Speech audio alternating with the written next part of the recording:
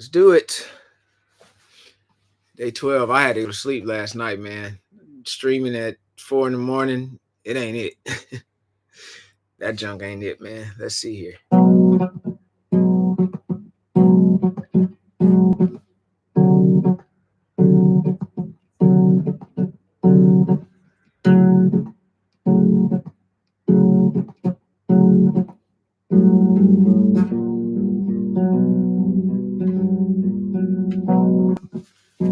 Let's see, is that in time? Okay.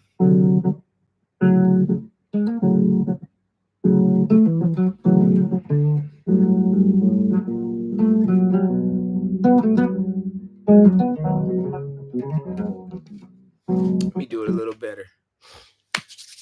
All right. Let's see here. How y'all doing?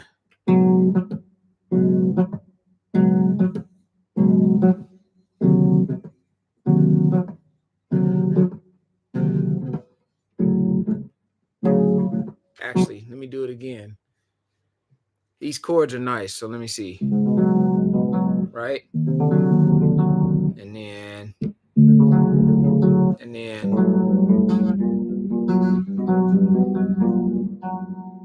those are nice. Yeah, those are cool. Okay. We're gonna try this.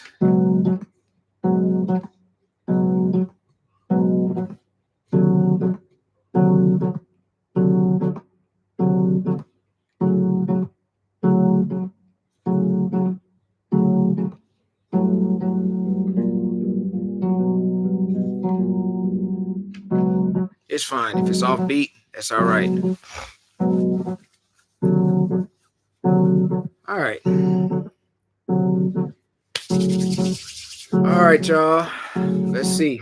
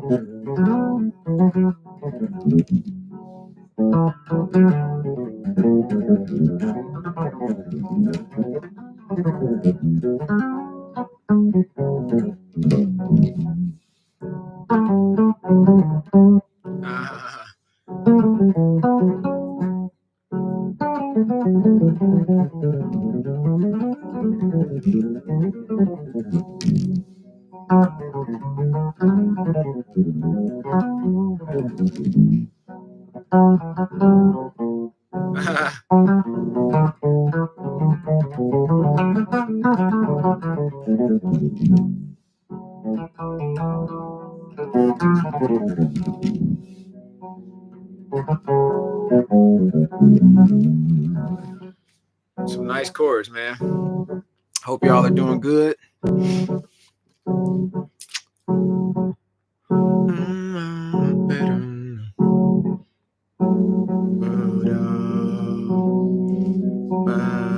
It's nice.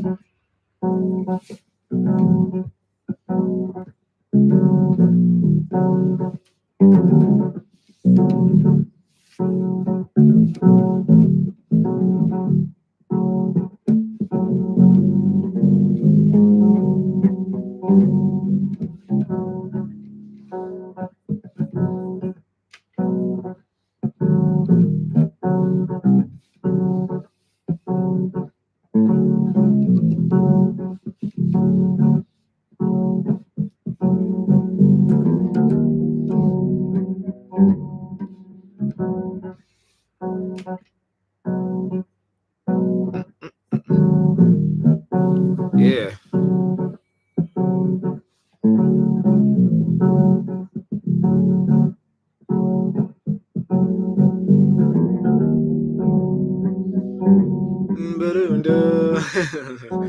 All right, let's do it.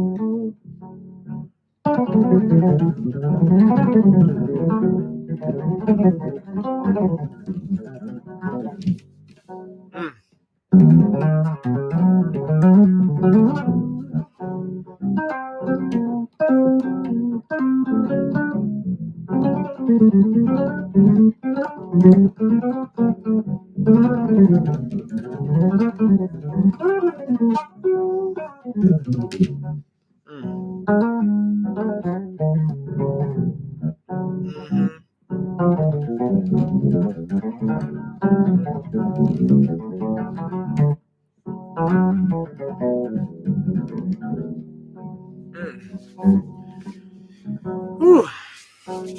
Fingers is freezing, man.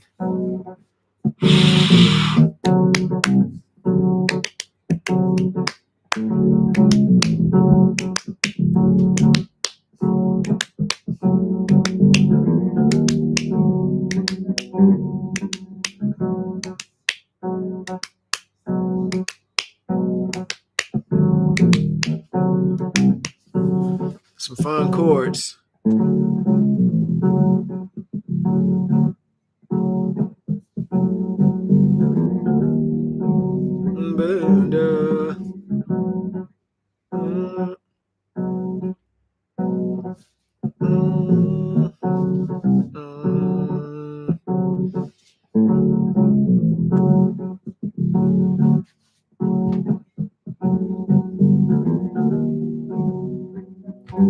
All right, I'm gonna do it again.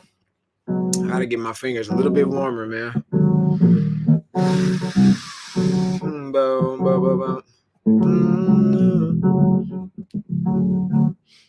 Yeah, I meant to stream. I was gonna stream last night around like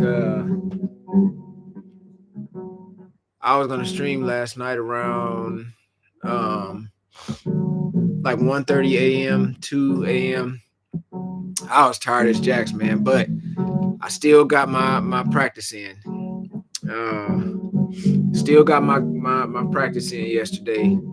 So I'm gonna do 2 for today. It's still early out here, so you know. And the night before I streamed till like 4 in the morning or something like that. So I had to get some sleep, man. I was so tired. I had my alarm set and everything for 1:30. I was like, all right, yeah, 1:30, and I'm gonna get set up. No, I got some sleep, man. I got my tail some sleep, but we're here now, so let's get back to it. Y'all hear those chords okay?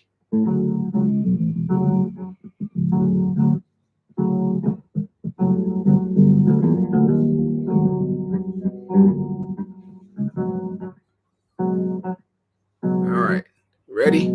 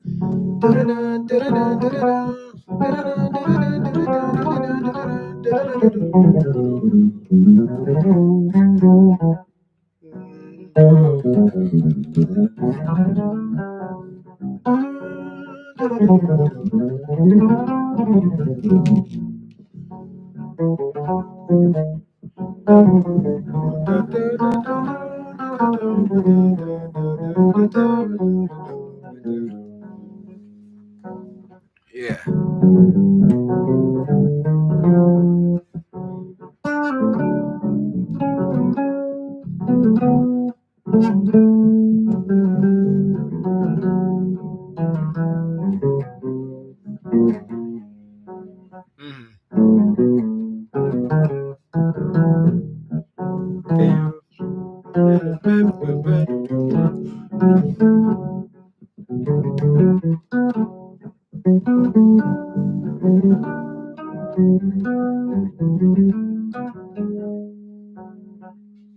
Some nice chords, man.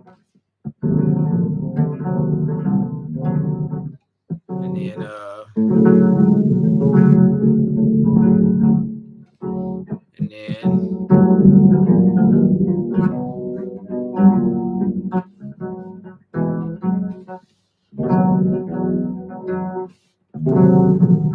those are nice.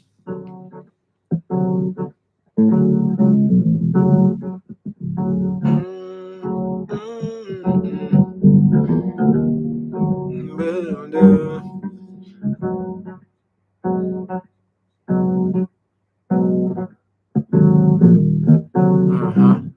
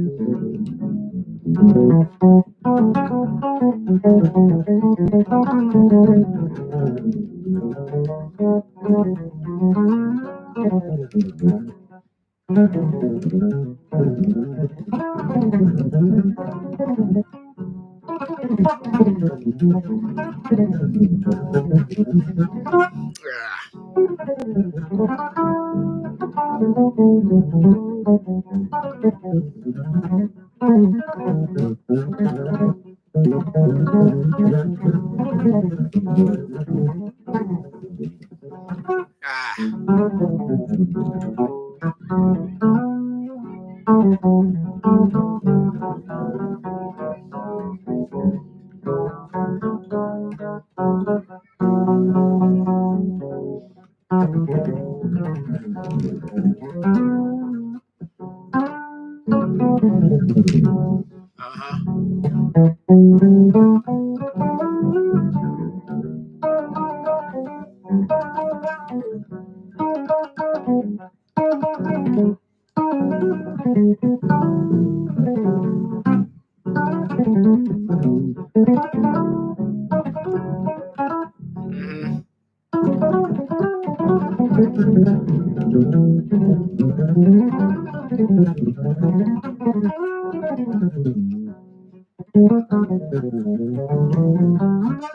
Ah. Mhm.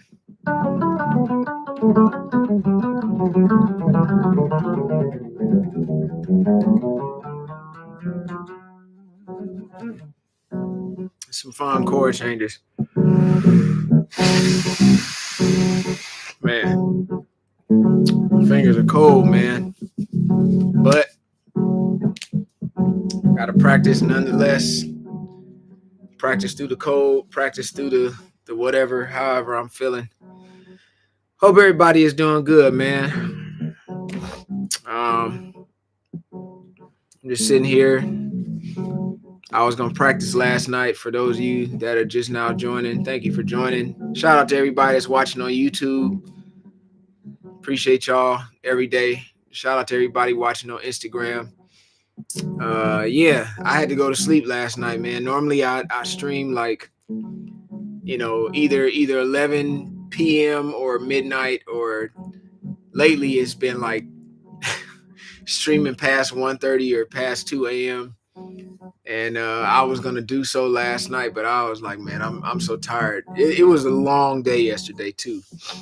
Uh, I appreciate it, man. I appreciate y'all joining me. But yeah, I'll be on here for a few minutes. So if anybody got any questions, whether you're on YouTube or whether you're on Instagram, those of you that have subscribed to my YouTube, thank you very, very much for subscribing to my YouTube. I appreciate it.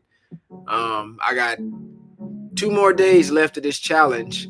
I'm still going to be practicing though, but basically the whole challenge, for those of you that don't know, was I'm practicing 14 days straight, no matter what I do throughout the day, no matter what my distractions are, whether it's my kids or if it's noise in the house. I got to practice through all of that, all while intermittent fasting. I have to do that, and then working on music every single day. So thank the Lord, I've achieved that. I got 2 more days left. My cheat day technically starts later tonight, but yes, tonight and then tomorrow. I'm starting my cheat day early so I can get back on the grind early.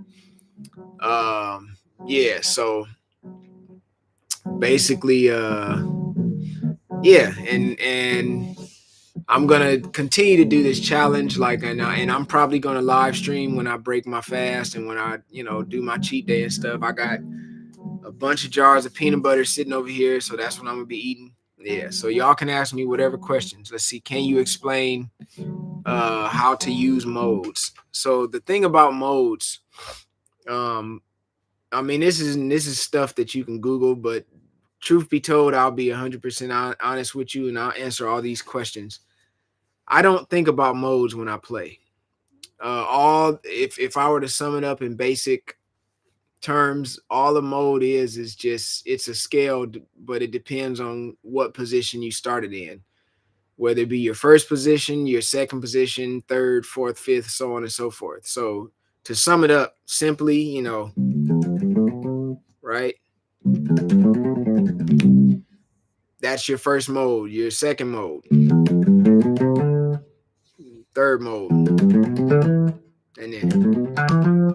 and so on and so forth. That's pretty much what the modes are, but I don't think about modes when I play. I just think about notes when I play, and I think about the texture and the sounds that the notes will give me. I think about melody, I think about harmony, and nothing else. I don't think about scales. I don't think about shapes, patterns, modes, or anything like that.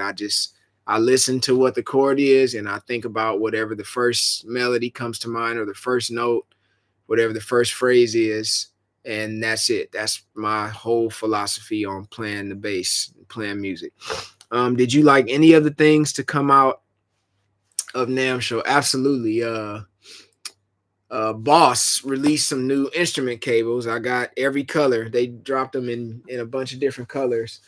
Um, there's a new synth pedal that Roland Boss came out with. It's coming out actually, and I can't wait to get mine. That, of course, the new MTDs, the new got your answer coming up in just a second about the drummer thing. 1 second. Yeah, the new Labella strings. These are some of my older signature strings right here. These were the Cobra strings, Kobura. But yeah, I mean, all the stuff I play. The shout out to Gallion Kruger, man. That new Legacy head is bananas. I can't wait to get that mug too. So yeah, everything at NAMM show, all the companies I'm representing, Groove Gear. I got the new, I call it the Ghost backpack. It's like that grayish white looking one. I got that. Yeah, all the people I'm rocking with, man, and that's been rocking with me for years. Everything they dropped was killing. What do you look for when playing with the drummer? A drummer that is just versatile and um, can play different genres, different styles of music, a drummer that appreciates all of the different aspects of music. I'm not the type of guy, I know this is a common thing in social media, especially, but I'm not a pocket pays the bills type of person. I know that's the quote that people, and I can back it up. I know that's a quote that a lot of people like to live by on social media because they want to be proclaimed as a pocket player, but what pays the bills is being able to just play, whether it be pocket or whether it be licks. I love licks. I love pocket. And so I like playing with drummers that can do it all. Does that mean you're not a great drummer if you can't play licks? No, it doesn't. But I have a tendency to not enjoy playing with people that discriminate against what they can't do. The reason why they say that is because they can't do it. And that goes for any instrument. What I found in my life, at least, I can play pocket. I could also solo. I can do chords and all of that. And so I love an open-minded player that can do it all. If we're playing some funk, yeah, give me some pocket. But if we're playing some fusion, let's rip, let's solo. And I appreciate that in players that do so. So shout out to my big cuz Chris Coleman and all the homies, Bam and Mike Mitchell, and rest in peace, Aaron Spears, Kaz Rodriguez, man, I can go up and down the list. Eric Moore, Tony Royster, all the homies that love to just play and that can do it all. That's what I look for in a drummer. Can you explain adding chords to your playing? You add chords based on how you hear them. That's the way I do it. I don't like, for example, the loop that I was just looping. That's the first chord. The next chord was, and the next chord was and then the last chord was like a type of progression switching. It's very churchy.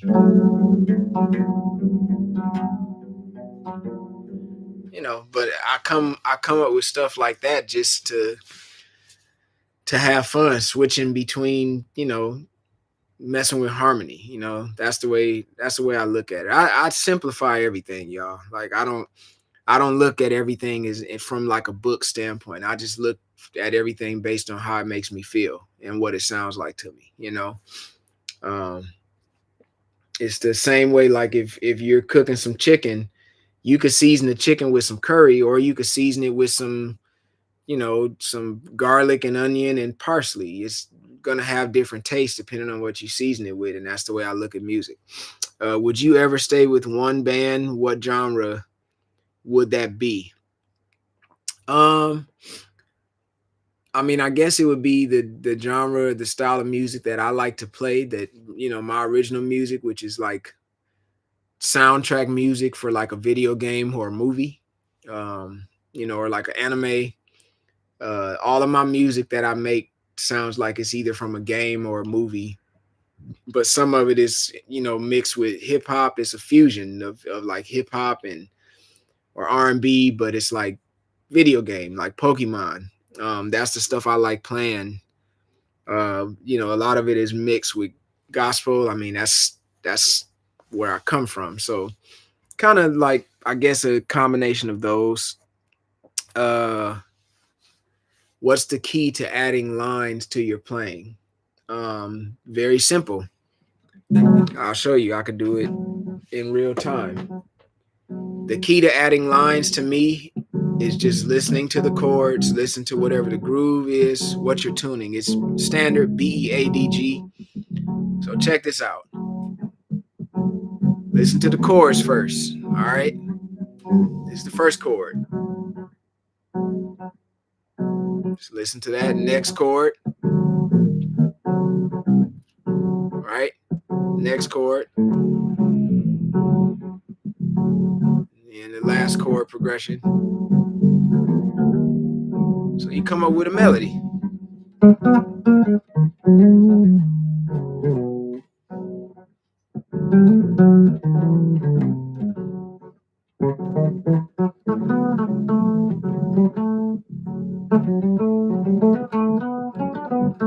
Melody.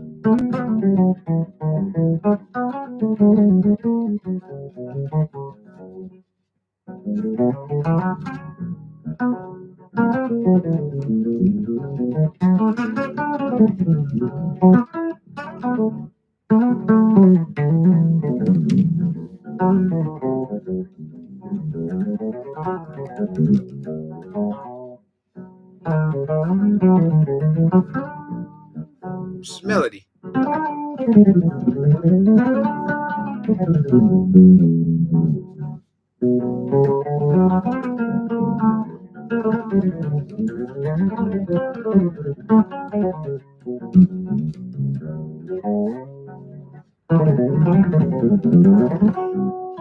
Mm-hmm.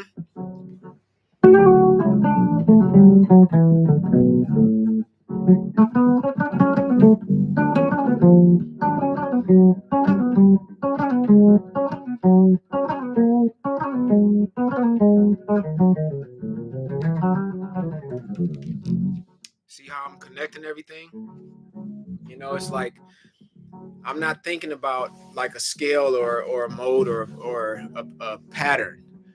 I'm just trying to start with melody, and I want the melody to continue on and connect. The solo connects. You know what I mean? That's the way I approach soloing. Scatting through the fingers. That's funny. That's funny. But yeah, it's I guess it's similar to that. Love from Armenia. Shout out to Armenia. I gotta get out there. You killed it, Nam with Lupe. Thank you, man. It was so random and so fun, man. I seen Lupe come out of nowhere, and he was texting me and was like, "Yo, you and Nam," and I was like I didn't see the text until later, and then I realized like after he just showed up out of nowhere, I was like, "Dude, what the heck are you doing here?" But yeah, shout out to Lupe Fiasco, man. That's my bro, man. What other things can I do to get better as a bass player other than theory? Uh, you got to discover, you got to find your own vocabulary. That's really the key to it all. You can learn all the theory in the world. You can learn Western theory, you can learn Middle Eastern theory, and that's split up. You got Turkish, you got it's not Middle East, but it can be similar in certain ways. Greek theory, you got Lebanese, you got all these different types of theory. Then you can learn Indian theory, Punjabi theory. You got like Kerala style theory. There's so many different types of music theory. You can learn it all, but it it really won't do you any good until you figure out how you want to apply it, and what that means is it's like you can know that this is a C sharp minor, or depending on where you're from, D flat minor. You can know that, and you can know how you could play the scales and stuff all day long, but it's being able to use your imagination to create some sort of melody over that chord. That's vocabulary. That to me is vocabulary. So it's like you have to question what you hear, and you have to challenge yourself to hear something. And when I came across this idea, this method, that's when things begin to change for me. That's when things begin to change with my playing. It's at that point it's just like I'm just having fun trying to create something, instead of second guessing everything I do. Just trying to have fun and make some kind of melody. That's what I found out. Let's see. How do you get those good sounding custom strings? I mean, these are my signature sets. Shout out to Labella. I've been a Labella artist for 20 years now. I got to post that, man. I've been with Labella for 20 years. Shout out to my boy Steve Bruner, aka Thundercat. He's the one that actually introduced me to Eric Coco at Labella Strings way back in 2003. Or no, 2005. 2005 is when Cat introduced me to Eric and Richard and Lorenza over at Labella Strings, and Jimmy was there. And ever since, I've been using Labella, man. So yeah, shout out to Cat, shout out to Labella. I'm just writing to tell you that we love you very much from Chile. Thank you so much. I love Chile too. I love Chile, and I miss Chile. I have not been there since, I think the last time I was in Chile was maybe 2008. So hopefully I can make my way back to Chile one of these days. Do you set up your own bases if need? No. I only let Daniel Tobias, Michael Tobias, this guy named Greg in LA that is good friends with Mike and Dan. And then it's like two guys here in Japan that Mike and Dan trust that set up my bases. But other than that, I don't never touch my bass, because I don't want to ruin it, because I don't know what the mess I'm doing. I just don't. I don't know how to set up a bass good. I can play a bass, but I don't know how to set that mug up, and I don't want to ruin it. What's the looper of choice these days? You got the GT1B. Right now I'm using the GX10. This is one of the most recent Boss pedals. This mug is killing. Of course, you got the RC, any of the RC loopers by Boss. Every multi-effects pedal that Boss makes has a looper in it. So the GT1000, the GT1000 Core, yeah, pretty much all of them have a looper. I mean, I think the only one that doesn't is the SY 300. I don't think has one. But most of the pedals that they make, the loopers are definitely going to be in a multi-effects. Most of them. Let's see here. What genre do you practice the most, and do you think that can be a key to getting better? Sure. What I recommend is always switching up genres. Mr. Bassman, what's going on? Shout out to y'all again that's joined me on Instagram. Those of you that join me on YouTube, I appreciate it. What I highly recommend is don't just stick to one genre of music. If you want to get better at your instrument, you have to feed your imagination with different music. You have to feed it different types of styles and elements. There's so much to music. When I started playing bass, I grew up in church. Church is going to always be my foundation. Gospel music is always my foundation in my home. But at the same time, I wanted to learn how to play different genres of music. Not all gospel music is a church bump hymn. You have man, the type of gospel they do in Africa, and like in the islands and stuff, in Jamaica and stuff like that, is way different. So if I'm just only listening to gospel that sounds like funk, or R&B sounding gospel, or old school church bump, then I won't understand how to play the other aspects of the gospel music. So I had to start listening to other music so I could get an understanding. And so if you want to progress, you want to see some progress in your playing, you got to switch up what you're listening to, the type of music that you practice along with. I didn't understand, say, like Alan Holdsworth. When I started listening to his music, I didn't get it. I didn't understand it, man. I didn't understand Alan Holdsworth. The chord changes, they would go by too fast. When I was listening to Frank and Bali, same thing. And the lines that both of them would play over their music, I couldn't keep up. But I kept listening to it, and then finally my ears got sharper. And I was realizing everything that they play, they're literally spelling out whatever the chord is. And so my ears were able to catch on to the chord changes much faster. But if I had never gave that music a chance, I wouldn't have understood. And then there's some gospel music where the chord changes are like, what in the world is happening?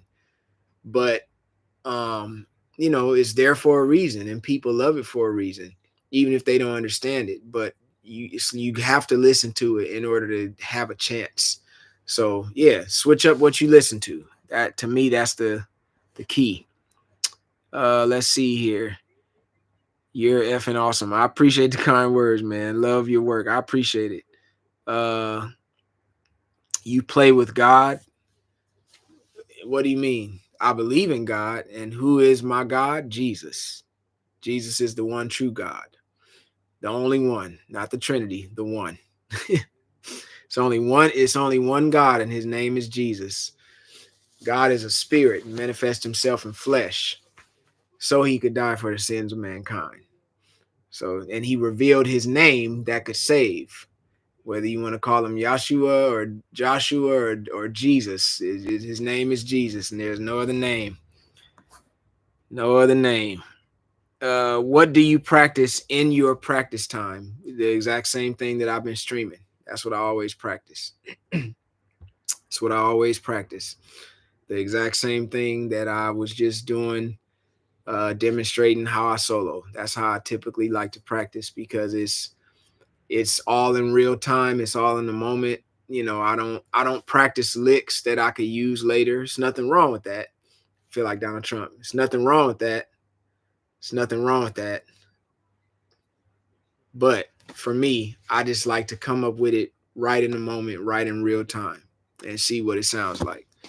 You know what I'm saying? Let's see here. Yeah, y'all can keep asking me what up, Amir. Y'all can keep asking me whatever questions, man. I'm gonna stay on here a few more minutes. I got a good shed in today, even though my hands is cold. I got me a good little practice in today. I'll do it some more. Let me shed a little bit more. Simple chord changes. That's probably the only one. Y'all notice that some of Donald Trump's mannerisms are hilarious, though. I got it like this. When he be like that, that junk is tight. He be like, let's see. What would you recommend buying the GX10 Boss, knowing that you played on the GT1B? I recommend getting both pedals, because they both will make you play different. They'll inspire you in different ways. If you have to pick one, crunchy or smooth peanut butter, for right now, I would say smooth. And I'm having my cheat day starting later today, and I got 2 jars of peanut butter in the fridge that's getting cold like some ice cream, and then I got a bag just sitting over here full of it. What was your biggest challenge and difficulties when you were young? Finding my own sound. What color bass plays the best? I'm doing a case study. What color bass? That's a good question. I don't think necessarily the color, But what I will say is I find that certain basses that just have a natural finish is something about the sound of those. But I mean, I got basses all kind of different colors, and they all sound good. All right, so my biggest challenge was finding my own vocabulary. Back then, I would have tried to approach these chord changes like John Patitucci because I'm such a John Patitucci fan. But I had to discover how I would approach chord changes instead of trying to figure out how he would approach chord changes. This is the reason why I never transcribe. Some people transcribe and it helps them to find themselves. For me, at that time, I wasn't transcribing, but my ears had got sharp and I was able to mimic John Patitucci just by listening. I didn't even have to sit down and figure out his licks. I was able to figure it out just by listening. But that was handicapping me because I started doing stuff that sounded just like him. And to me, that's whack because my name is not John Patitucci. And what a disservice to him. He's inspiring. Use his inspiration and figure out your own thing. So that was the biggest challenge. It didn't take long though. I just had to focus on what I hear. The bass line underneath these chords add great context. Yeah, it lets you hear what's happening, where it's changing. So the switch, so right, open, and then that right there, the D, yep, G, but the F sharp before the G, yeah, it lets you. That right there should give you the ideas of what you can do. What about the tone X pedal? I just use everything that's Boss. Everything that says the name Boss. Belgium, what's going on, man? You were with Snoop. 2011, you were with Snoop, and I asked my friend around to cry your name before the beginning. You were shy, and you smiled, but very great. I was shy. I don't know if I was shy because I'm not a shy person. I probably was tired though. How old were you when you first started gigs? I was 21. I just turned 21. What interface are you using, and what other interface have you used to keep the interface that you're using right now? So, and I'll answer this other question. Hold on, that kind of focused me. That was a better answer than I expected. Thank you. No problem, man. So the interface that I use right now is the PreSonus Quantum HD2. That is my favorite interface that I've ever had. Shout out to PreSonus. That is my absolute number one favorite audio interface that I've ever used. Before that, I was using the Apollo Twin. It was cool, but the Quantum HD2 is like the technology in it and the clarity in it is like nothing I ever heard for if you need something that you can travel with, a home studio, it's going crazy. It's going crazy. So here I'll solo over this a little bit more so y'all can see what I mean by just. Can y'all hear that good? Give me a thumbs up if you can hear that good. Give me a thumbs up. Let me know if it's distorting or cutting out. Thumbs up, cool. All right.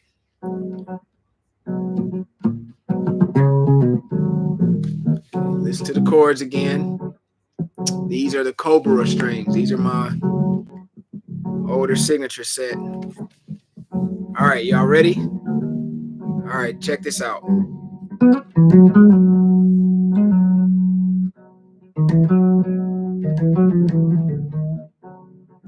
Let it breathe. Right?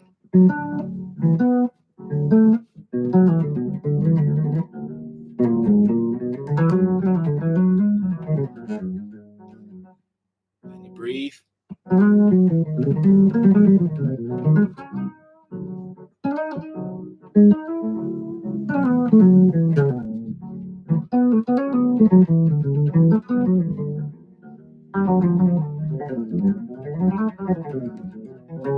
All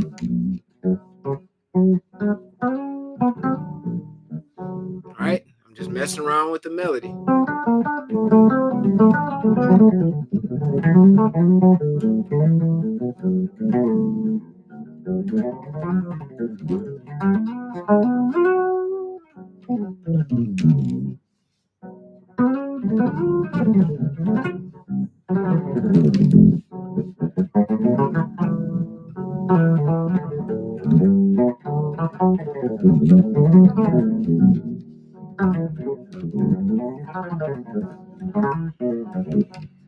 Now, you notice what I like to do when I solo.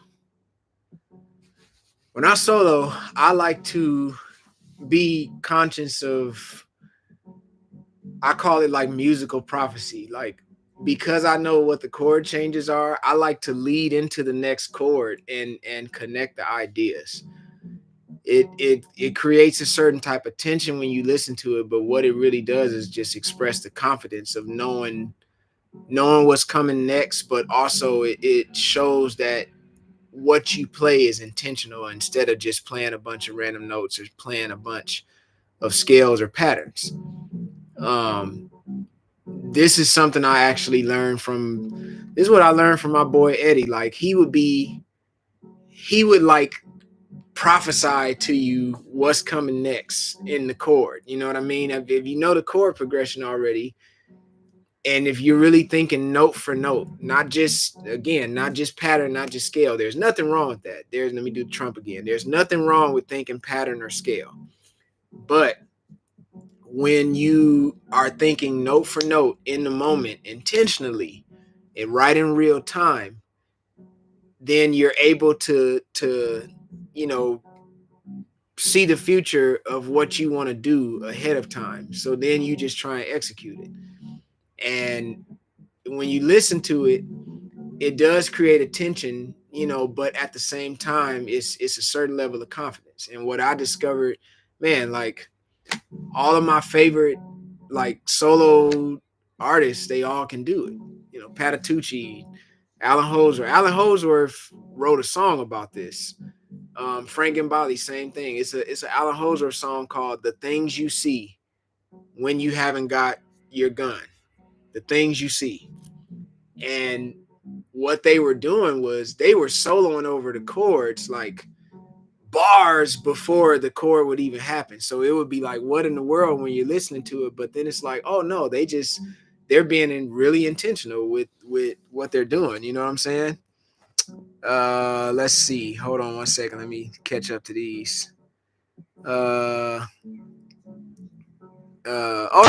no. You weren't shy, but pleasantly surprised. Yeah, I probably was surprised. No. Your English is perfectly fine. Well, I need to learn some Belgian. I need to get back to Belgium, man. That's one of my favorite places. Uh, Let me see. How often do you get to solo in your live experience? Every night, every single night. Use this for your feels. Let me see.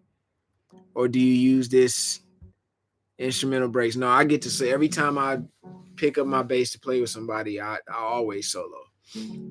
Do I always look to solo? No, but I've been in a situation where everybody wants me to solo if I play. I remember when I started playing with Snoop, I was, man, fresh out the bag, the bag, fresh out the bag. 21, I had just turned 21. And I was just trying to just do my job. And one time let me see, we had been on the road for a couple of weeks. And he hadn't really heard me play. But we was in sound check, and he rarely would even come to sound check in the beginning. That didn't start happening until years later. But he would rarely come to sound check. And so he heard me just kind of warming up one day, and he walked over to me. He was like, "Cuz, I didn't even know you could play like that." And what did he call me?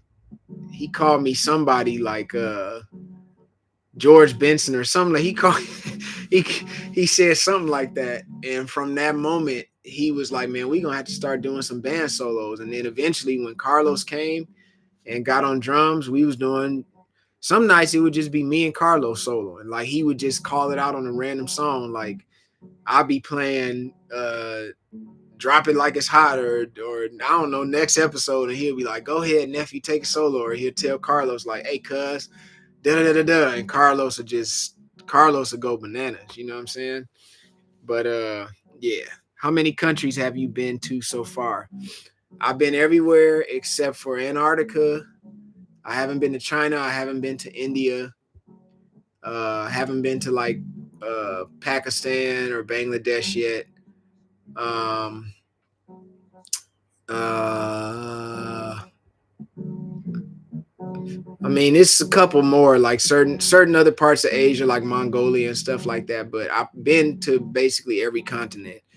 I've been, to Africa, not everywhere in Africa. I've been all over to North America, pretty much everywhere in Canada.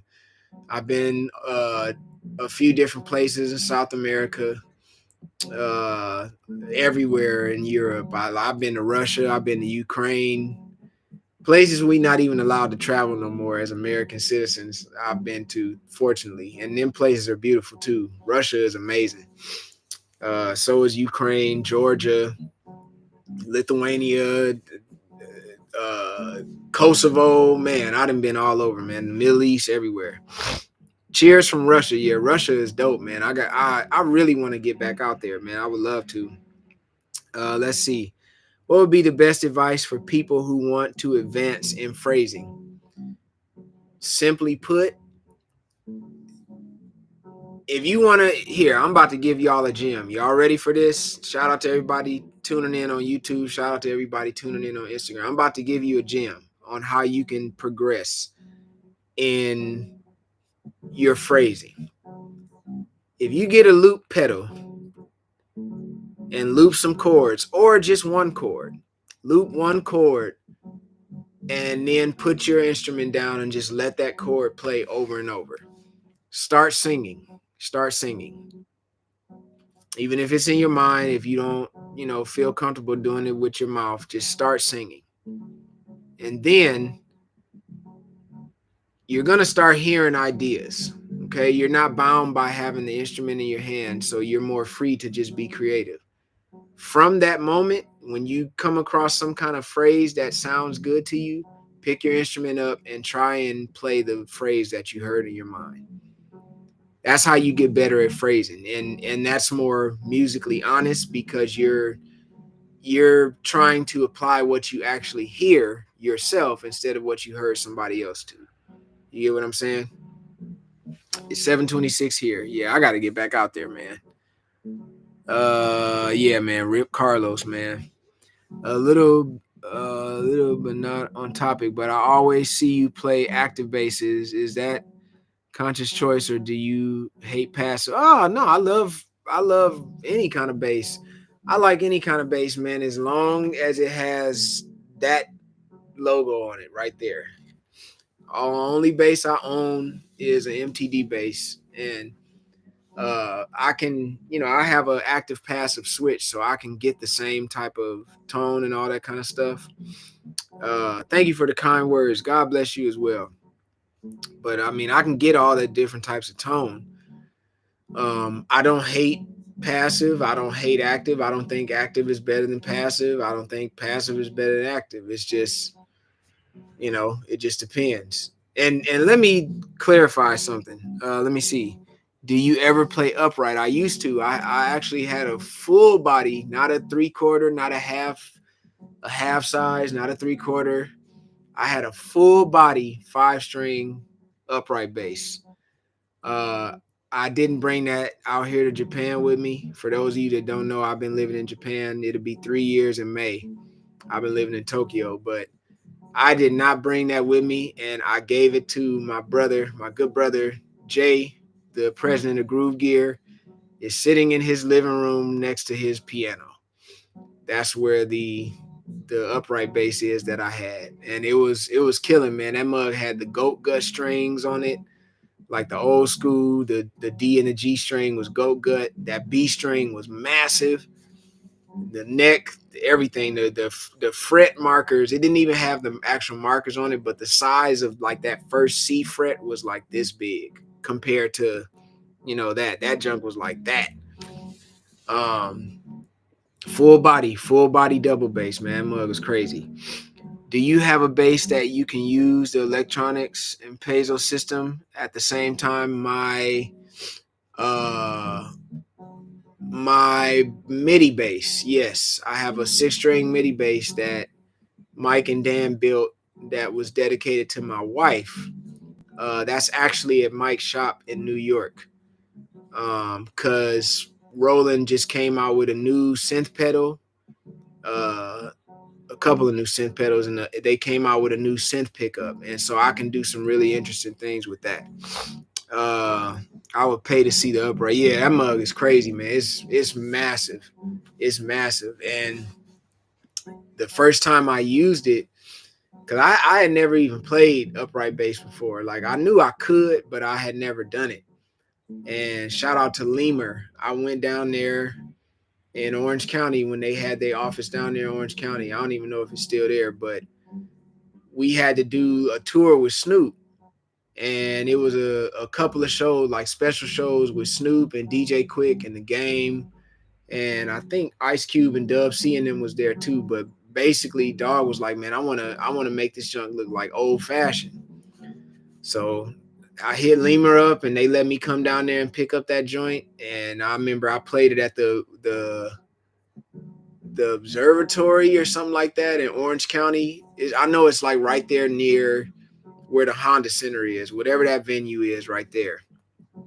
But I played that mug, man. That mug was rumbling it was rumbling everything, man. It's so beefy.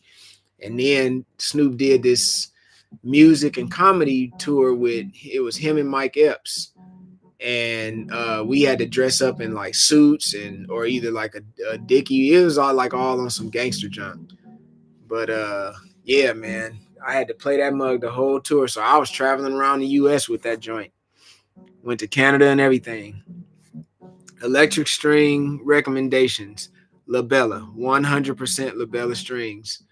I've been playing those strings for 20 years and they're killing.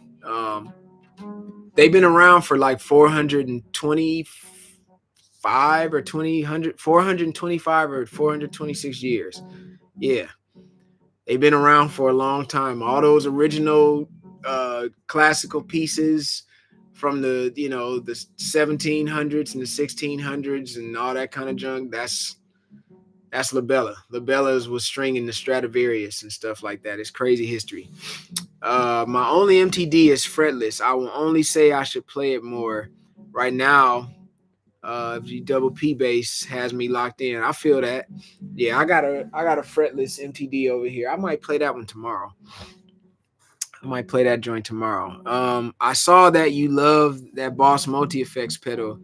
I use a Zoom B6 and have recently changed to the Helix. Have you used any other effects pedals? I haven't used any other ones, but I mean, most of my friends, especially guitar homies, be using them. I think they're all nice. I just kind of stick to the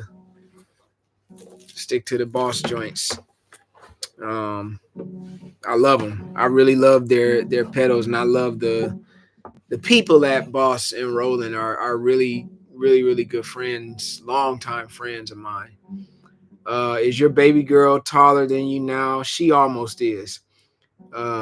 Which bass has she claimed to be hers and has dared you to touch it? Well, ironically, it's funny you asked that because this is actually my daughter's bass. This is the one I had made dedicated to her.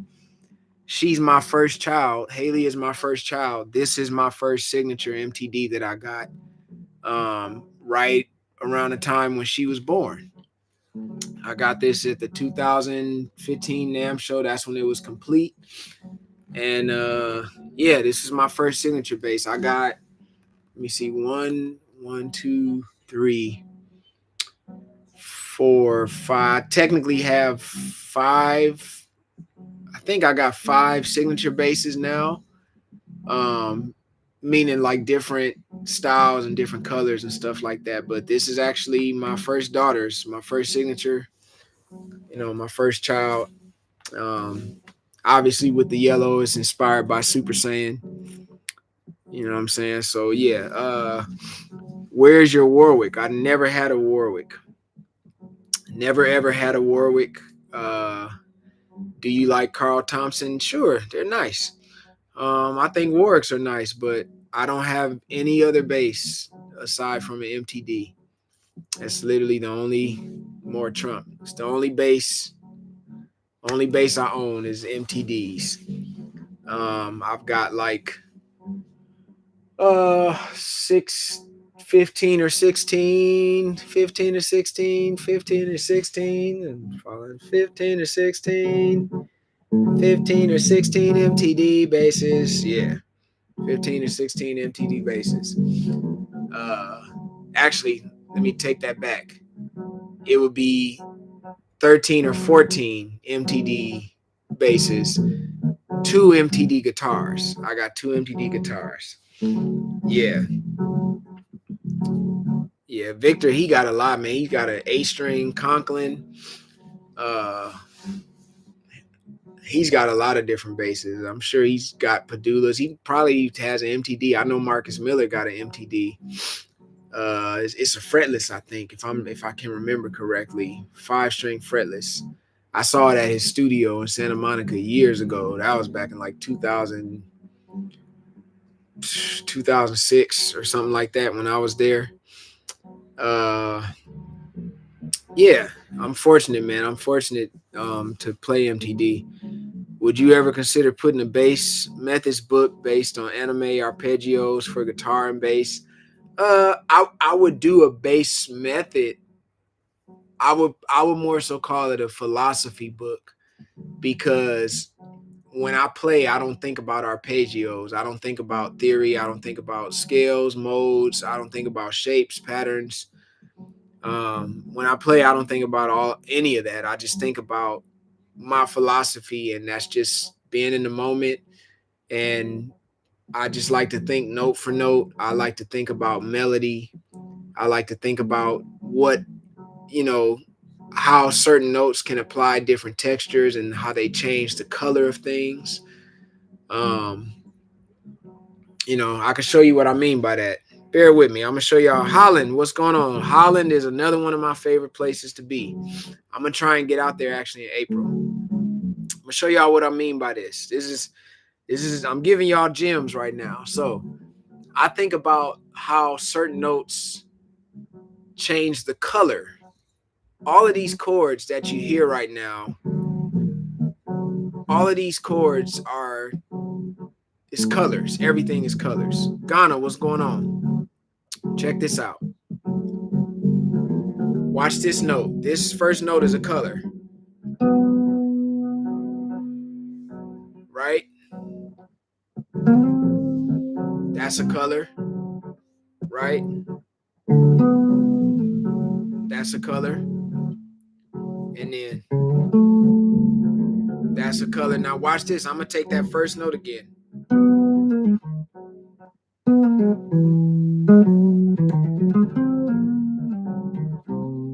Right?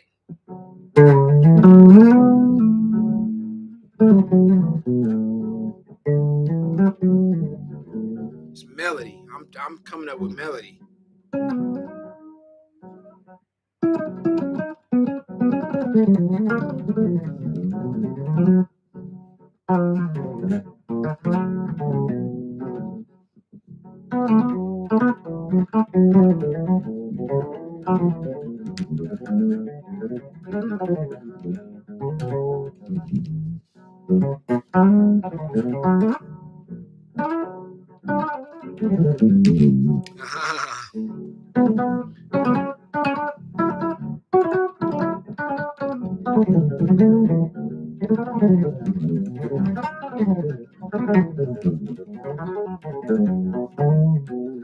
You see what I'm saying? I'm not thinking about a scale. I'm not thinking about anything other than melody.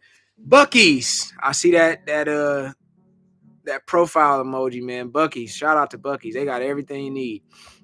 Yeah, greetings from Holland. Greetings from Ghana. Greetings from the Caribbean. I gotta get down there too.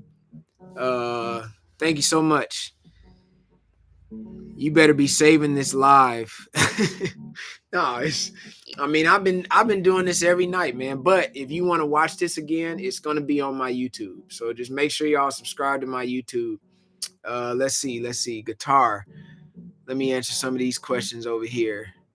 What up though? What other instruments do you dabble in? Just the keys a little bit, enough to produce songs, enough to write music. I want to play the clarinet. I want to play the French horn. I want to play the English horn. Uh, I used to have an erhu. The erhu was tight. Checking in from China, man. Hey, I'm coming out there this year. I'm coming out to China. What city you in? Do me a favor and shoot me a DM and let me know what city you're in China, because I'm actually coming out there and I'm gonna be doing some jam sessions and master classes. Let me know what city you're in whenever you get a chance. What is it? Leicester Paul Williams. Yeah, shoot me a DM when you get a chance, man. What was I saying? Hold on, I got brain fart. Yeah, no, I want to play a bunch of different instruments like the sitar. I'm getting a shamisen made. I'm excited about that. That's gonna be tight. The Peanuts, the Peanuts theme song. Oh, you mean from like Snoopy and them? I can't remember that mug. If you could meet yourself from the time when you were in the beginning of your career, what would you say to yourself or perhaps teach? Very good question. I would just tell myself to hurry up and find myself. Um, during the time when I started playing bass, my mind, it's only the credit goes to the Lord for this, but my mind was able to pick up on things much faster musically. But I faced a lot of adversity when I moved to LA because the way I played was not really accepted by a lot of people that I knew at that time. Playing a six string and knowing how to solo, knowing how to play chords, and I was getting criticized just because I liked rock music and because I liked country music. I was getting criticized for that. Like back then, it's like all you need to care about is gospel and hip hop and R&B, because I'm black. And that was the criticism that I was receiving. So if I could go back in time, I would just tell myself to not care about it sooner. It bothered me in the beginning and it hurt my feelings because I was a teenager, I was young. But thankfully, thank the Lord, man. The Lord just helped me to just focus on what I wanted to do, and not get so hurt by what people say. Venice Beach, what's going on? What's going on? Appreciate it, man. Yeah, I got to get out to China. Chicago, what's cracking? I got to get back out there, boy. Giordano's, man. Illuminati's. I gotta get back out to the Shy, man. Give me some doggone pizza. I see you like the wide intervals when you solo. I mean, if that's what they are, I guess. I don't know. For me, it's just melody, man. For me, it's just all about melody. God is amazing, my brother, and cry absolutely. In the name of Jesus. Yeah, I had it rough when I started, y'all. It was like the only people that supported me was like my mom and my dad, and then my dad died shortly after moving to LA. And it was my oldest brother. He was supporting me. My other older brother died when I was like 10. But I dealt with a whole lot, man. I dealt with a whole lot of just, it was like nobody else believed in me except for a handful of my wife. When we were dating, she believed in me, thankfully. But it was rough, man. It was really rough, but I had to just ask myself those simple questions like, do I care more about what they say or do I care more about what I want to do? You know what I mean? And yeah, man, the Lord brought me through, and I just had to build up that confidence and not care about what anybody says. And but that was during a time when there was no such thing as social media, man. And people weren't as accepting. If you could play crazy chords, and if you could solo over chord changes and stuff at that time, for some reason, as a bass player, it was like people just hated it. But that's what I wanted to do. You know, I like soloing, man. I like playing chords. I like weird, crazy chord progressions that have nothing to do with Western theory. And I was listening to so much music from all over the world. I started listening to Mongolian music and studying Arabic music and Carnatic and conical and listening to ragas and to all this. Man, I was listening to all kind of stuff just because I liked the way it sounded. And I was being criticized just for being versatile. And yeah, if I could go back in time, I would tell myself, Bubby, just don't care about it. Thankfully, I didn't stay sad for long, but you know, being sad for like almost 2 years, that's a long time. What's going on, man? But let me see. Hold on. Let me answer some of these questions. Shout out to y'all that joined me on YouTube again. Those that joined me on IG. What do you want? Who do you want to work with or with again? Who do I want to work with? I would like to work with Nintendo / Game Freak. Um, Pokemon is probably my favorite video game series of all time. Next to that, I really love Final Fantasy and Kingdom Hearts, Dragon Quest. I love Smash Brothers and anything involving Mario or Zelda, Kirby. Uh, I guess I would like to just continue to work with. I've done some work in video games. I've done some work in anime, but I would like to continue doing that. As far as an artist that I would like to work with, Jackie Chan. I know that's probably a curveball for a lot of y'all, but Jackie Chan. I've been wanting to work with that dude since I was a young teenager. And I would love to make like a Chinese city pop record with Jackie Chan. And who else? I would love to work with Michael Bublé. I would love to work with John Williams. I would love to work with Alan Silvestri, Hans Zimmer, Danny Elfman. Who else would I like to work with?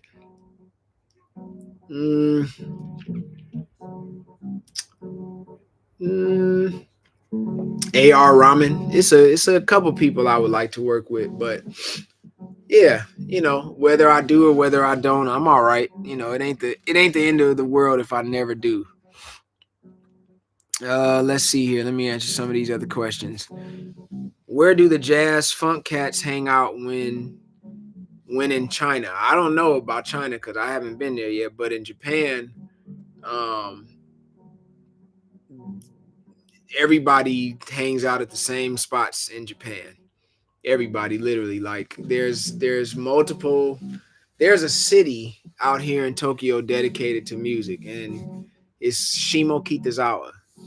The Shimokitazawa area is all about music. Like most of the big J-pop groups or like the rock bands and stuff out of Japan, the stuff you hear on the anime, most of them grew up around Shimokitazawa. That's just like a music city. Yeah, so there's jazz clubs and jam spots all over. It's a spot called RPM in Shimokitazawa. It's another spot in the Omotesando, which is one of my favorite areas. My favorite restaurant in all of Japan is in there. It's a Brazilian barbecue spot, all you can eat, churrasco. It's a club called Robin Club, and it's massive. I'd never seen a music spot as big as this. This joint is like the size of a small church. It's crazy. Let's see. Vegas, what's happening? What's happening in Vegas? Hey, Bubby, how you doing? I'm good, man. Got to connect you with Ranjan for the AR. Yeah, man, I would love to. I mean, my boy Tony Joy was trying to link me with him at NAM show, bro. But I was getting pulled left and right, man. And then I had to go shoot this video, and AR was there on that last day. And Tony had texted me while I was in the middle of this video shoot and was like, AR wants to meet you. And dude, I was so bummed out about that. I mean, I've been wanting to work with that dude since I was a kid too. Him and Shreya Ghoshal and bruh Sean and Rahat Feta Ali Khan. I've been trying to work with all of them since I was a kid, man. Like everybody, literally everybody. Uh Rajit Singh, all of them. I've been like everybody that's a part of all of them, like timeless Bollywood joints. I've been trying to work with them people forever. But Bollywood has definitely been a massive inspiration to me for sure. Uh so we'll see. We'll see if it ever happens. If not though, I ain't tripping. Greetings from Vegas was cracking. You haggling in Japanese or getting had in the market. Oh, they don't haggle out here in Japan. It's just Japan is this is what the price is and that's what it is. They're not like what people might assume. Japan is very just straight to the point. I enjoy watching you play for Snoop Dogg, you and Rance. Oh yeah, that's my dude. 1500 nothing fits so perfect on them events, man. I appreciate it, man. Yeah, we had some good times, man. We had some great times. Let's see. I appreciate that, man. I appreciate that, bro. Heart, man. I appreciate it. I see you've been out there working with everybody, man. Out there blowing them away with that sax, bro. I admire that, man. I admire it because you fit so well in that, and that's the reason why you done so much of it, and you still doing it because you fit so well in it. You bring a different flavor even to what they do, which is sweet. But yeah, I would love to work with AR and them, man. I mean, that's a no brainer. Advice from musicians in early 20s: don't try to be anybody else. Don't try to act like anybody else to seek approval. You don't have to seek approval from anybody. Just be who you are. If there are certain things that you don't do or that you don't believe in, don't change for anybody else. Um, never lose your love for music. If you ever were to experience all the different opportunities, like producing records and stuff like that, don't let receiving money become the thing that causes you to stop loving music. Don't let that cause you to stop caring about music and the important stuff. Never forget why you started in the first place. That's what I would say. um a lot of musicians, when they get in the industry and they get on the big gigs or they're getting the publishing checks and stuff, they tend to like lose themselves in that, and so they stop practicing, or they get caught up in competition and stuff like that. And whatever you do, just never forget the original reason why you started playing music, and that was just because you love the instrument, you love the sound. Hold on to that. Hold on to that for dear life. Can you please show us some exercises you do? Yeah, one that I've been doing for forever is just standard shout bump baseline.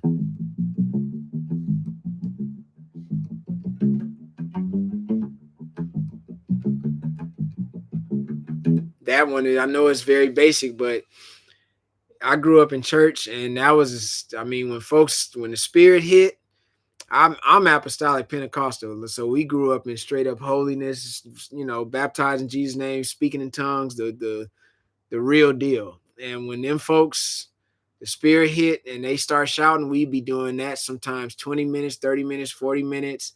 I remember we had watch night service. I don't know if people do that anymore, but we used to have watch night service. That's the last church service coming out of the end of the year into the new year. And I remember there was one time, man, we did that junk, and I felt like they were shouting for more than an hour. We just couldn't stop. You know what I mean? But that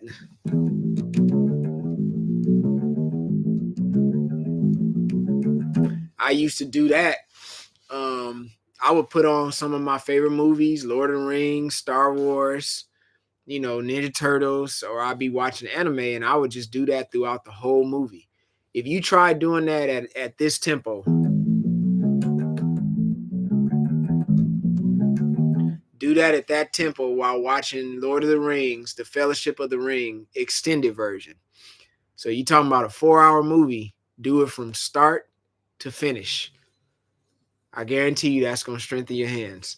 Let me see. Let me answer some of these over here. Jackie is a wild pick, though. Elfman is an OG. Absolutely. By the way, have you played Japanese basses, the Ulterior Z, Moon, and probably a bunch of vintage stuff? Yeah, I've played a lot of them. The Mirai, the Exotic. They're all nice, all very nice basses. And the city I live in is 3 stops away from Shibuya. Shibuya is where the big scramble, like the crossing, when the light changes, it's a million people that cross the street. I'm not far from there, and it's a bunch of music stores right there, and they got all of those just sitting there chilling. All really nice bases. They all of them are. Let's see. Uh, Tokate. What flag is that? Tokate Algo Bubby. What flag is that? Wherever you are, I want to come visit. Advice for some musicians about to travel abroad for the first time. I'll be going to Egypt for a contract there for a while and need advice. Man, listen, let me tell you, respect their land. Respect their land. You know, every place you go in the world, the culture is different and the way they walk and move and talk and stuff is different. So just respect it. Don't break no laws. Um, do yourself the favor and see as much as you possibly can. I'll give you an example. I live here in Japan. I don't litter. And I don't like littering anyway. When me and my wife started dating, she used to go to fast food restaurants and she would eat it in the parking lot, and then she would just throw the bag outside. We were young, and I told her when we were like 19, I was like, don't do that again. That's terrible. But when depending on where you grow up in America, it's just like, oh, it's trash everywhere. So what does it matter? Terrible thing. So I don't litter anyway, but being here in Japan, they despise trash. There's certain places, if you're eating while you're walking on the street, they look at you weird because they're like, why are you eating while you're walking on the street? They're just not with it. So, it's like you just got to respect the place that you're in and see as much of that place as you can. Dive into the food, whatever music or whatever you're doing there, just give it all you got. Try to do your best to meet people, make new friends, all of that. Like, take advantage of it. Have you played upright? Yes, I answered this question actually about a while ago, but I had a 5-string full body upright. I didn't bring it out here to Tokyo with me. I gave it to the president of Groove Gear. It's sitting in his living room next to his piano. And he said it's great decoration. So be it. You can have it. Let's see. Thank you very much. No problem. Argentina. Yeah, now Argentina. I love Argentina. I haven't been there in a minute. Puerto Rico. That's another spot I got to get out to. Got to get out to Puerto Rico. Can you speak Japanese? Choto, a little bit. I can speak Japanese a little bit. I can read it and write it better than I can speak it. Except for kanji. I'm still working on kanji, but I understand pretty much all Japanese. I understand a lot of it actually. I'm able to catch on to what people are saying. Hola, what's happening? What's happening? But yeah, I appreciate y'all for joining me. This has been fun. Y'all want me to play a few more minutes solo over this? I'll play a few more minutes before I get working on some music. I I got my Les Paul Custom from a shop in Shibuya, one of those well kept. Why did they sell types? Oh, it's a bunch of those. It's a bunch. That's one thing about Japan. And then there's another city dedicated to instruments called Ochonomizu. That's like the northeast side of Tokyo, not too far from Akihabara. Akihabara is the anime district. They also call it Electric Town.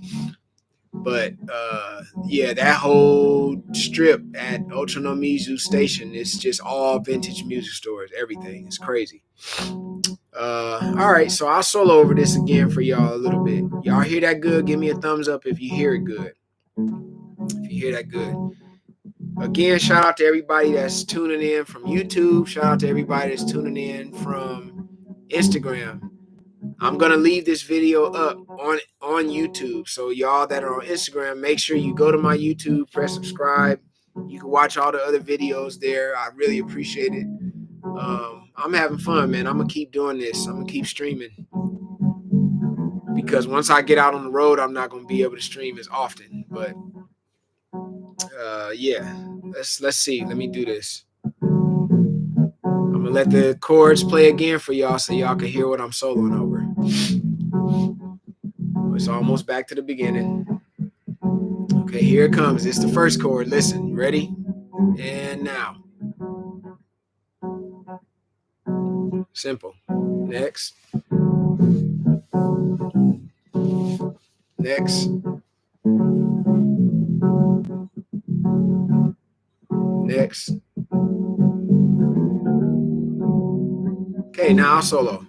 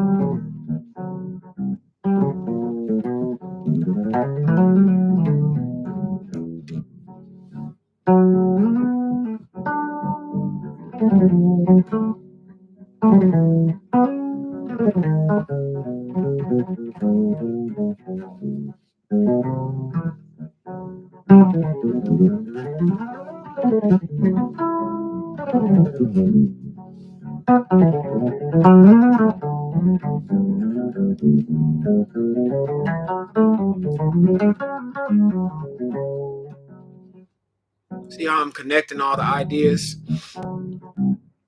Connecting all the ideas, man.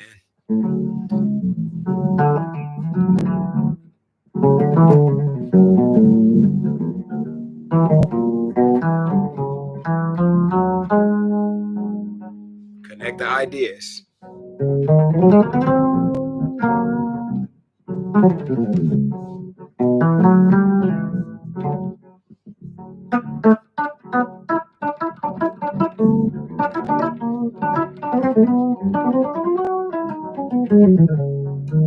See what I mean?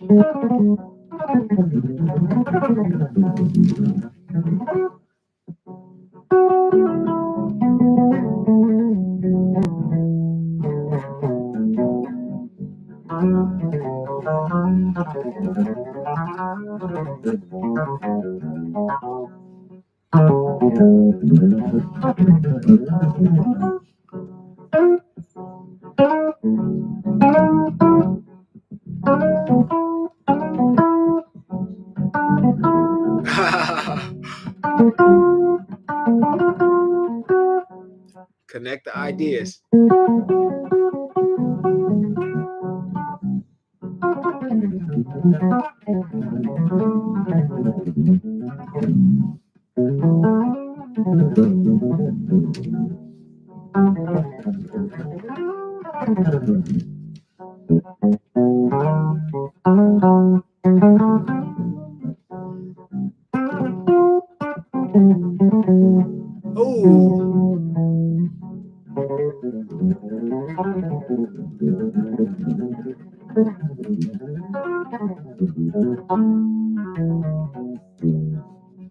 It's connecting the ideas, man.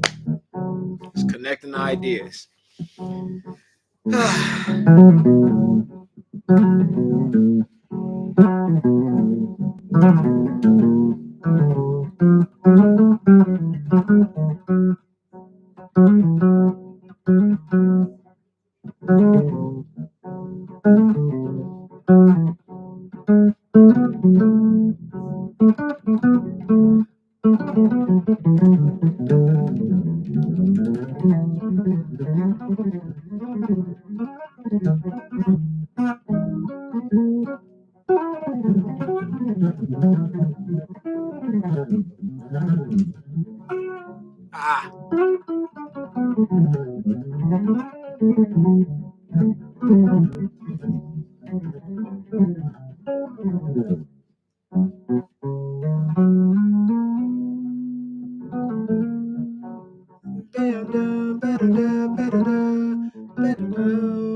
Connect the ideas.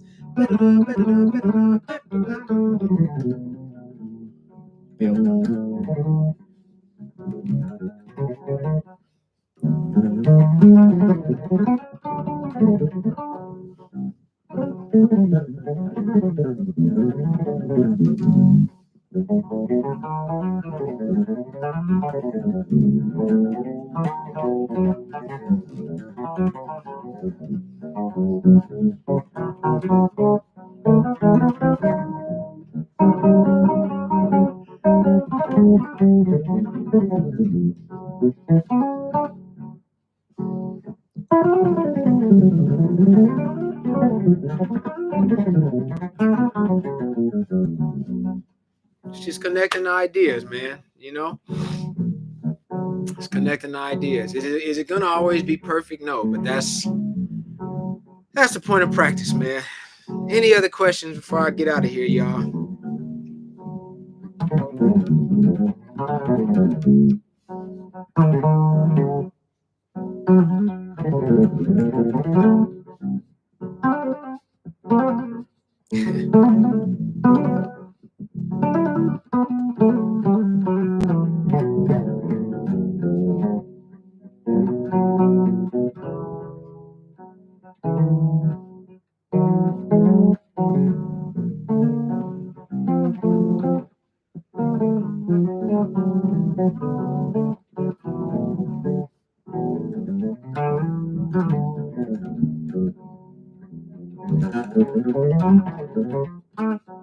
Ah.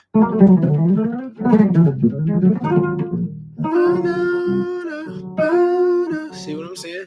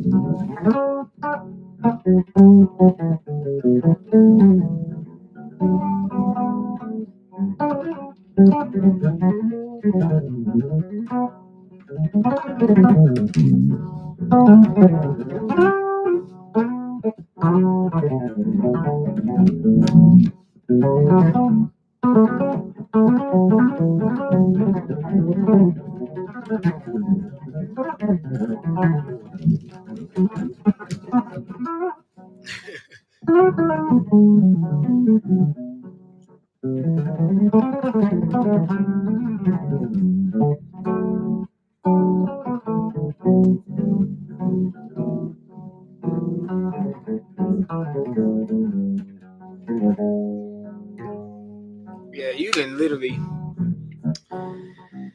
These chords can be approached 1.5 million different ways, y'all. Oh, that was fun. All right, let me see.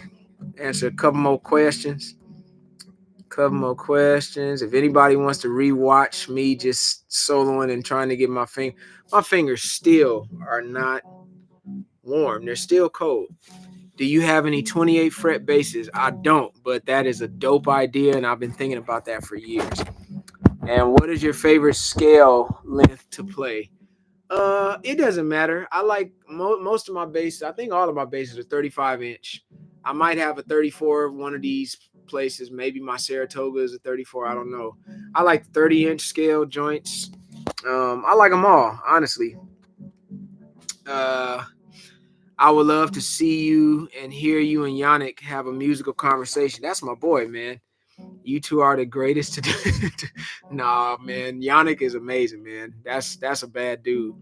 Your emotional expression is in the room would be unbelievable. Stay up, man. I appreciate the kind words, man. Yeah, Yannick is my dude, man. What's happening? What's happening? What's happening? Would you be open to posting your practice tracks? Yeah. It's funny. When I had my Patreon, I was doing that. I would like make just different chord progressions that I would shed over to. Um, how did it get on this? I was watching Sonic 3 and some kind of way it got on this. I don't care about no Mr. Beast TV show, man. Put Sonic back on. But yeah, Sonic the Hedgehog. But yeah, I was actually thinking about making a album with all of these practice tracks, and I was just gonna loop them for like, I don't know, 10 minutes or something like that, and that way people can practice over. You in Japan right now? Yes, I am. So, but anyway, I've been streaming now for about an hour and 40 minutes. I appreciate y'all for joining. For those of you that just hopped on, you can rewatch this whole video on YouTube. Make sure you subscribe to my YouTube. I'm streaming every day. I'm almost done with this 14-day challenge, man. And I'm starting my cheat day a little bit later. Thank the Lord. I got my peanut butter, man. My wife gonna make some goulash. How many of y'all know what goulash is? Give me a thumbs up or a wave. Uh, y'all give me a wave. Y'all know what not Sonic, but goulash. You know what goulash is, man. My wife is gonna cook some goulash. I can't wait for that, man. And yeah, I got my peanut butter, man. I got some white chocolate, cuz I got some white chocolate. I got some Tim Tams. My wife ain't never had Tim Tams, but she ate one today, man. Tim Tams is fire. Goulash is good, y'all. Google goulash. Goulash. I think it Goolash. Goulash. It's basically spaghetti, but with macaroni noodles instead. Goulash is fire. Let me tell y'all. That junk good in the mug, man. You put some sugar up in it, it's good. But doing my cheat day, starting later. Man. I've been doing my fast, and I'm fasting right now. But I'm gonna be streaming later on tonight out here in Japan. So for most of you that are in America that see this, or if you're in South America, North America, South America, if you're in Europe, it's probably kind of late. But I'll be streaming later tonight, so it'll be early in the morning for a lot of y'all, or midday. I appreciate all of y'all for joining, man. Every day, everybody that's been, with me on the challenge. I really do appreciate it. Um, I'm about to get off of here though, because I've been on here for an hour and 42 minutes. I will be back tonight. Make sure you subscribe to my YouTube. And yeah, I'll see y'all on the flip side. All right. Thank you for joining.